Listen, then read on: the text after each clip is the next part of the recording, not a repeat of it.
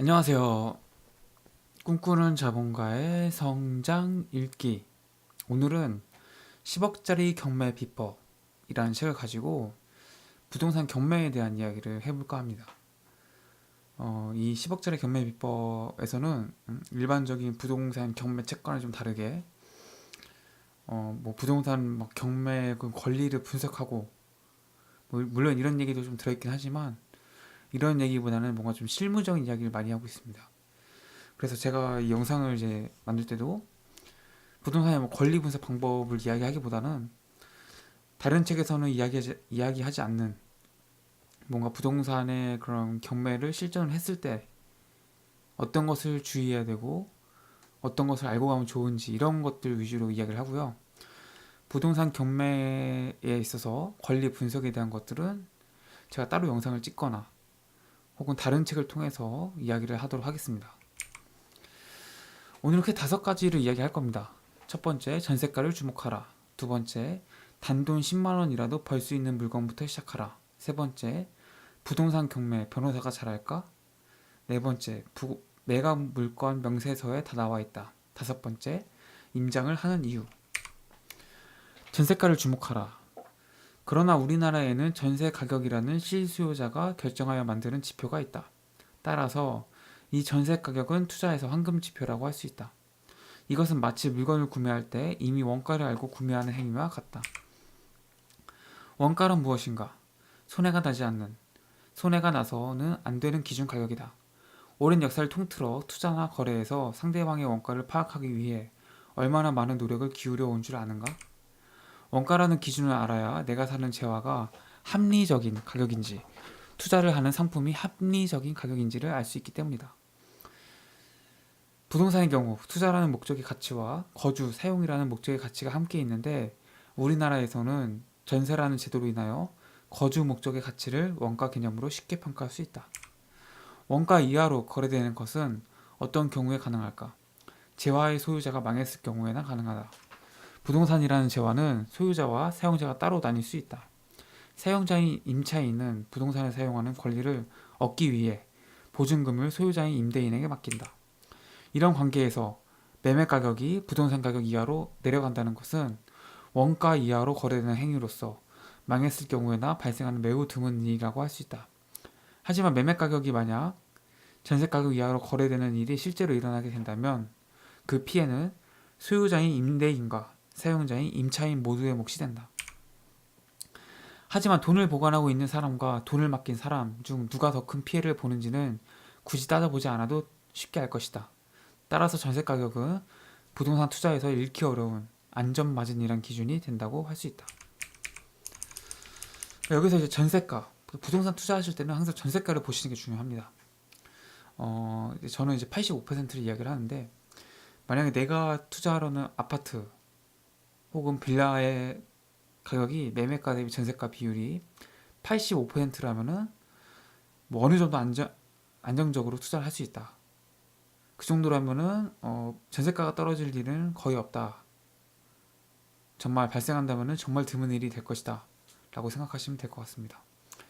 이 책의 저자 역시도 이제 마찬가지 이야기를 하고 있는데 이 전세가 같은 경우에는 이제 실제 사용하는 사람들이 내는 가격이기 때문에 이 전세 가격에는 거품이 없다는 것을 전제로 하고 있습니다. 물론 이제 전세 가격이 떨어지는 일이 있습니다. 지금도 일어나고 있죠. 그래서 뭐 이것을 뭐 100% 고지곧대로 이제 받아들이기는 조금 이제 어려울 수 있지만 그래도 전세 가격에는 대체적으로 거품이 없다라고 생각을 하시면은 투자하는데 조금 더 편합니다. 전세 가격이 떨어지는 일은 거의 없고요. 간혹 있긴 있습니다. 하지만 거의 없다는 거 이제 좀 말씀드리고요. 또 이제 그 매매 가격에는 거품이 이제 생길 수밖에 없죠. 왜냐하면 투기 수요가 있기 때문에 그 부동산을 투기적 목적으로 사시는 분들이 있어요. 그래서 매매가와 전세가의 차이를 이제 갭이라고 하고 그 갭 차이라고 갭 투자라고 하죠. 갭 투자. 그래서 갭 차이가 크면은 클수록 좀 거품이 많다. 갭 차이가 적으면 적을수록 거품이 없다라고 생각을 하시면은 한결 편합니다. 뭐 이게 100%는 아닙니다. 전세 가격이 절대 떨어지지 않는다. 물론 이런 절대적인 법칙은 없습니다만 대체적으로 제가 봤을 때 85%, 80% 이상만 돼도 솔직히 좀 안정적이긴 한데 좀 더 이제 보수적으로 해서 85% 정도라고 보시면은 거의 이제 손해 보시는 투자는 안 하실 거다라고 생각하시면 될 것 같습니다. 단돈 10만 원이라도 벌 수 있는 물건부터 시작하라. 결론적으로 초보자들은 10만 원이라도 확실하게 수익으로 만들 수 있는 물건, 통제해야 하는 변수가 적은 주거형 부동산을 먼저 선택해야 한다. 매달 꼬박꼬박 입금되는 월세 내역 통장을 보면서 흐뭇한 미소를 지으며 여유를 즐기는 건물주나 상가 주인의 모습은 드라마에서나 가능한 모습이다. 드라마 작가들이 꾸며낸 허구에 불과하다고 할 수 있다. 그러니까 뭐 우리가 이제 뭐 건물 투자를 하시면 이제 환상 있잖아요, 환상. 건물주에 대한 환상. 그러니까 월세가 날짜가 되면 꼬박꼬박 이제 입금이 들어오고 그걸로 그냥 먹고 사는, 편하게 먹고 사는 그런 모습을 생각하지만 그것은 이제 굉장히 좀 왜곡됐다. 실제로 뭐 건물주가 갖는 많은 어려움들이 있고요. 세입자를 상대하는 거 역시 사람을 상대하는 일이기 때문에 뭐 쉽지 않습니다. 많은 갈등과 말찰이 있고, 물론 이제 그럼에도 불구하고 이제 월세 수입이 들어오니까 이제 건물주를 이제 하는 건데, 너무 그렇게 좋게만 보시면은 그 세입자 관리에 어려움을 겪으실 수 있다. 생각보다 어려움이 크다라는 거 말씀드립니다.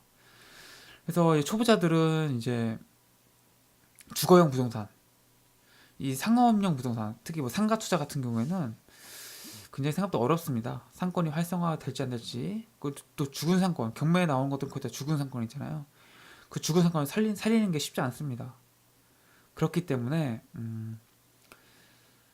처음 이제 부동산 경매를 하시는 분들, 혹은 처음 부동산 투자를 하시는 분들은 뭐 상가 투자 이런 것보다도 주거용 부동산, 주거형 부동산, 그러니까 뭐 오피스텔이라든지 뭐 아파트, 빌라, 뭐 주택 이 정도 이렇게 생각하시는 게 좋습니다. 그래서 이런 것들을 투자하시는데 뭐 처음부터 뭐 일확천금을 생각하시면 안 되고요. 단돈 10만 원이라도, 매달 10만 원이라도 월세 수입이 들어온다면은 뭐 그런 것들부터 쉽게 하시면은 이제 됩니다. 너무 어렵게 생각하셔서 처음부터 뭐 첫 투자에 뭐 억을 벌고 뭐 5천만 원, 6천만 원 버실 거 생각하시면 안 됩니다. 요즘 부동산 경매가 너무 일반화돼 있어서 많은 사람들이 부동산 경매를 하고 있고요. 그래서 실제 생각보다 재미가 많이 없습니다. 오히려 싸게 사는 금매만도 못한 경우도 많고요. 그러니까 너무 경매에 대해서 환상 가지지 마시고요. 단돈 10만 원이나 벌 수 있으면 그냥 하는 겁니다. 그냥. 네, 너무 어렵게 생각하시면 안 됩니다. 부동산 경매, 변호사가 잘할까? 한때 필자가 생각했던 것처럼 상식적으로 따져보자. 권리 분석을 잘해야만 부동산 경매를 할 수 있다면 누가 가장 유리하겠는가? 바로 부동산 경매 사건, 민사 집행 판결을 담당하는 사법보장관이나 경매계 직원, 법무사가 될 것이다. 그런데 정작 그들이 부동산 경매를 통해 수익을 낸다는 말을 들어본 적이 있는가?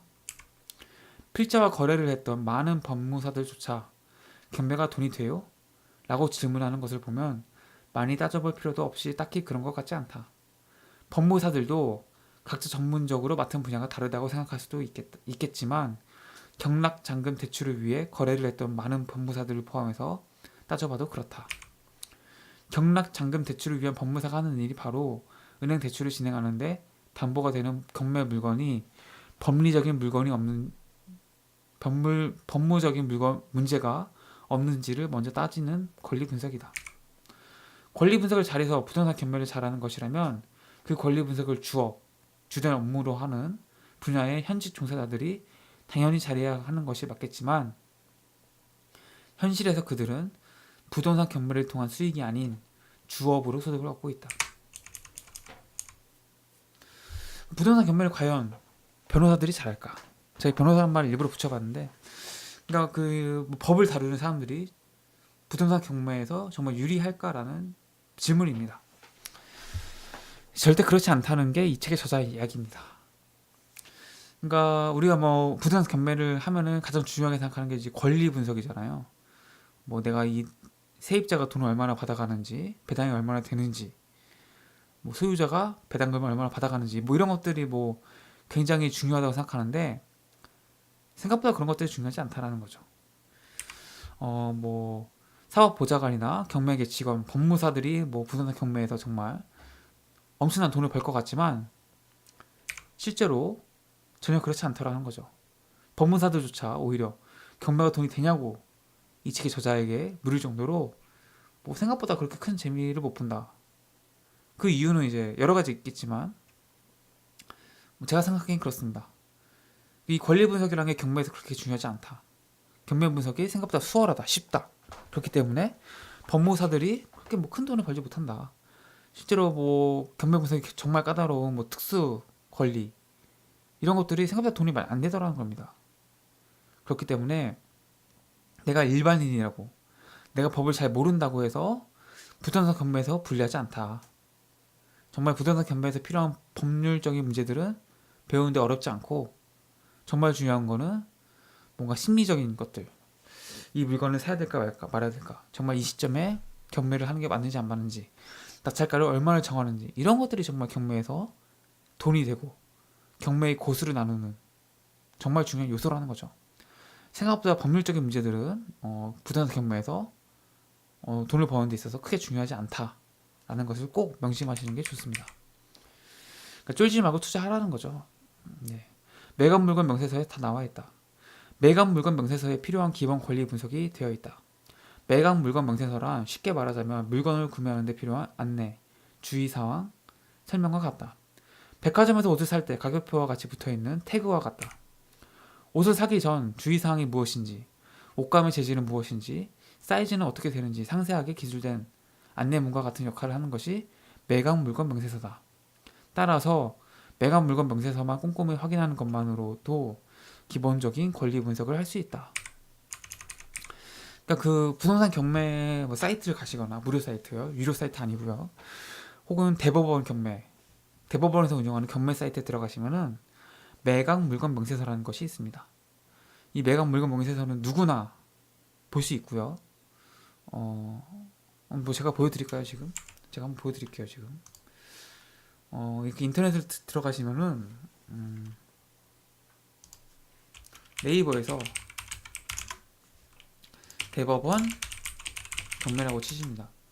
대법원 경매라고 이렇게 검색을 하시면요. 제일 위에 대한민국 법원 경매 정보라는 사이트가 있습니다. 이건 이제 법원에서 운영하는 사이트고요.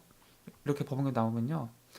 내가 뭐 찾는 물건 하나 검색을 하세요. 뭐 서울시에서 뭐 강남에 있는 거를 한번 검색해 보겠다.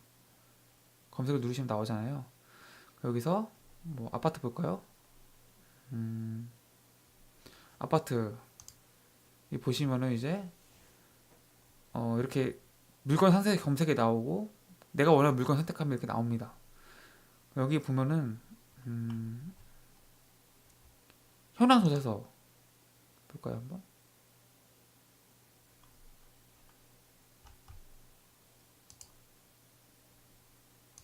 이렇게 이제 무료로 이렇게 볼 수 있다는 거죠. 이렇게 감정 평가서도 이렇게 보실 수 있습니다. 무료로. 네. 감정 평가서를 보실 수 있고요. 그다음에 현황 조사서 보시면은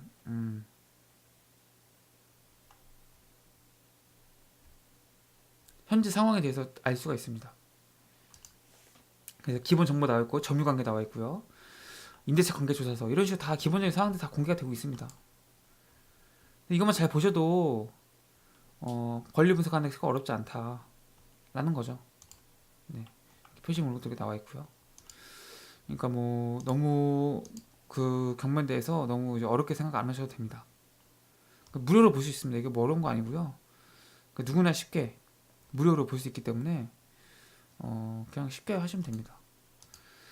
이 매각 물건 명세서 보시면은 이제 아마 매각 물건 명세서 또 따로 있을 겁니다. 이게 지금 잠시만요. 이게 신건이라서 지금 안 나온 것 같고 잠시만요. 제가 한번 다수조회 물건 한번 볼게요. 네, 이렇게 보시면은 이렇게 매각 물건 명세서 나옵니다. 이렇게. 아까 그거는 이제 날짜 더 지나야지 나오는 거고요.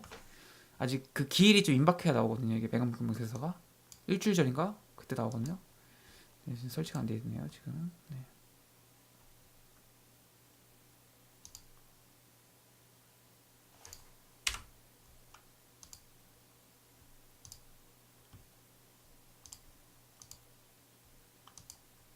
진짜 설치 안 되는데 이 매각 물건 명세서 누르시면 나옵니다. 제가 나중에 따로 영상을 찍겠습니다. 이거는 매각 물건 명세서는 이것만 가지고 따로 영상을 찍어서 제가 보여드리도록 하겠습니다. 아무튼 이렇게 무료로 누구나한테 공개되어 있다. 이 매각 물건 명세서 네, 보세요 여기. 네. 매각 명세서 여기 있죠. 누구나 보실 수 있습니다. 대법원 경매 사이트에 들어가시면은 누구나 보실 수 있다. 무료다라는 거 꼭 명심하시고요. 아무튼 뭐 이것만 봐도 대략적인 권리 분석 다 할 수 있고요. 네, 어렵지 않다는 거 다 써있다는 거죠. 여기 바로 주의사항이 뭔지, 뭐 현재 어떤 상황인지 이런 거 다 볼 수 있다라는 겁니다. 그러니까 꼭 유료로 된 경매 사이트 안 가셔도 무료로 다 이렇게 정보 공개되어 있으니까 굳이 유료로 사이트 돈 내실 필요도 없고요. 본인이 그냥 누르시면 됩니다. 임장을 해야 하는 이유. 임장을 하는 것은 경매 물건의 가치를 따지는 것이 주된 목적이다. 투자 물건의 비용을 계산하기 위해 집 내부를 보고자 함이 아니다. 수리 비용이 얼마나 들어갈지 집 내부 형태만 보고 일반인이 파악할 수는 없다. 인테리어나 집수리 전문가조차 눈대중으로 쉽게 파악하지 못하는데 일반인의 그들보다 눈썰미가 더 좋을 수는 없다. 임장은 경매 물건의 가치가 얼마인지를 따져야 한다. 국토교통부 실거래가를 조회하고 인터넷에 올라와 있는 매물들을 확인하고 필요하다면 주변 부동산에 들려 시세를 확인하여 그 데이터를 토대로 경매 물건의 가치가 얼마인지를 따져봐야 한다. 그러니까 임장을 하는 이유가 그 건물의 상태를 보거나 뭐 내부의 모습을 보기 위해서 하는 것이 주된 목적이 아니라는 겁니다. 대부분의 이제 부동산 경매 책에서는 뭐 세입자를 만나서 내부 상태를 쓱 살피고 혹은 건물의 뭐 창의 방향이나 외관 상태를 따져서 이 집의 대략적인 모습을 상상하는 뭐 이런 이야기들이 써 있는데 이런 것들은 거의 일반인이 하기 불가능하다는 겁니다. 네, 제 인테리어 전문가들도 그걸 하기 힘든데 일반인이 그걸 가서 한다는 거는 정말 오버한다는 거죠. 이 책의 저자는 이제 임장하는 주된 목적은 부동산의 가치를 파악하기 위해서인데 주변 부동산에 들려서 현재 그런 물건들의 가격이 얼마인지 이런 것들을 파악하기 위해서 임장을 하는 것이지 뭐 부동산의 모습을 실제로 봐서 그것의 뭔가 상태를 살피고 이런 것들은 일반인이 하기는 정말 불가능하다라는 겁니다. 그래서 임장을 하는 목적이 해당 부동산의 가치를 따지기 위한 거지 뭐 집 내부를 보고자 함이 아니다 라고 이 책의 저자는 이야기하고 있습니다. 10억짜리 경매 비법 첫 번째 시간. 네, 부동산 경매는 기회다. 실패하지 않는 부동산 경매에 대해서 이야기하고 있습니다. 네, 이 책을 통해서 우리가 이제 실전 경매에서 맞부딪힐 수 있는 다양한 사건들, 사례들을 살펴보고 있습니다. 뭐 권리 분석에 대한 건 제가 따로 영상을 올릴 거고요. 일단 이 책에서는 주로 우리가 실전 부동산 경매에 임하게 되면은 어떤 일이 발생하고 무엇을 알고 가면 좋은지에 대해서 이야기를 하고자 합니다. 네, 꿈꾸는 자본가의 성장 읽기는 경제적 자유, 자기개발, 성장에 대한 모든 것을 함께 나누고 있습니다. 월화수목금 토요일 매일매일 새로운 영상이 업데이트되고 있고요. 이러한 영상에 관심 있으신 분들이라면 좋아요와 구독 눌러주시고 댓글 달아주시면 저에게도 정말 큰 힘이 됩니다. 네, 저는 오늘 여기서 마치도록 하고요. 내일 이 시간에 또 10억짜리 경매 비법 두 번째 이야기를 하도록 하겠습니다. 네, 꼭 좋아요와 구독 눌러주시고요. 저는 여기서 인사드리도록 하겠습니다. 여기까지 들어주셔서 고맙습니다.